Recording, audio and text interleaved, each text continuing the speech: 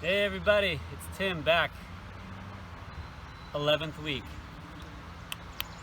Week of the week 11. This week's going to be kind of related to last week, because last week we were talking about a plant that looked and maybe confused people with clover, and when people saw it, they would have been like, oh, clover, clover. It wasn't clover, it was wood sorrel. And this week, let's look at clover. Why not? There's a lot of clover coming up right now, and the really cool thing and exciting thing for me as a beekeeper is that the clover is flowering. And when the clover starts flowering, that's when the honey is really starting to kind of roll in. The spring honey is rolling in. So maybe if we're lucky, we'll actually see some bees foraging. They've been eating this clover earlier. Again, to remind everybody, a lot of people know what clover looks like. You can see it's got these three leaves arranged in a little shape like that. And you know, sometimes you keep your eyes open, you can find a four-leaf clover, right? This white clover, this is Dutch white clover. One thing I like about this is it almost looks like a ghost came and like put its thumb like right in the middle of the leaf there. And these flowers are made up of, like one flower is actually made up of lots of tiny little flowers.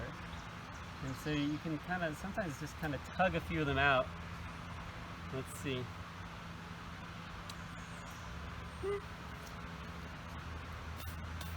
There's a little sweetness in there, but not too much. But come on over here, I want to show you other. There's all kinds of other clovers. That one you'll probably see in your lawn. This one you also might see around. And this here is red clover. Obvious because the flower is kind of a pinkish red. You can also compare the leaves, right? Like these ones are a little pointier, that's the red clover.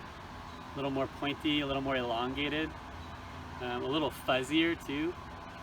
They also have that cool like ghostly imprint there. What's cool about these flowers and interesting is that they're actually a little bit deeper than the white clover, so the honeybees don't really forage off this. Mostly bumblebees do. Honeybees, their tongues aren't long enough to actually get in there. But these, I'm going to pull them up again and oh yeah. Those are good.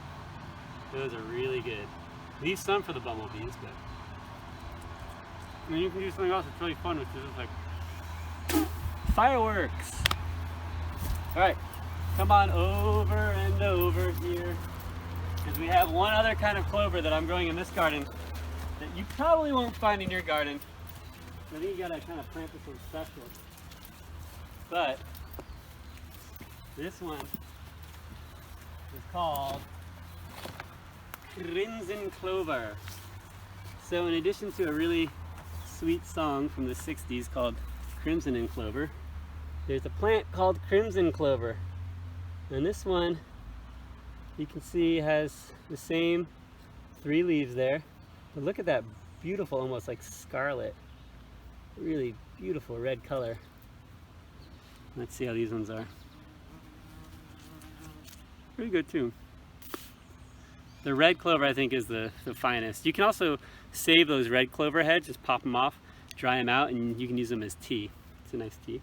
I wonder if a honeybee could get in here. I'd have to spend some time watching, see if they're foraging here. But one of the reasons I love having clover in my garden, I want to show you, is that clover does something really, really cool for the soil. Ah yeah, here we go. So if you look closely at its roots, you'll see it's got these little bumpy kind of nodules there. See those little balls? Those little bumps on the roots are actually formed with a symbiotic relationship between a bacteria in the soil and the root systems here. And what happens is the leaves of the clover actually take nitrogen out of the air that we're breathing, pull it down into the soil, and then fix the nitrogen right into the soil in these little nodules. So it actually helps feed the soil that way. So I love having clover growing in the garden. Sometimes I kind of pull it or chop it up to help it feed the soil back in. And that's clover for this week. We'll see you next week for number 12.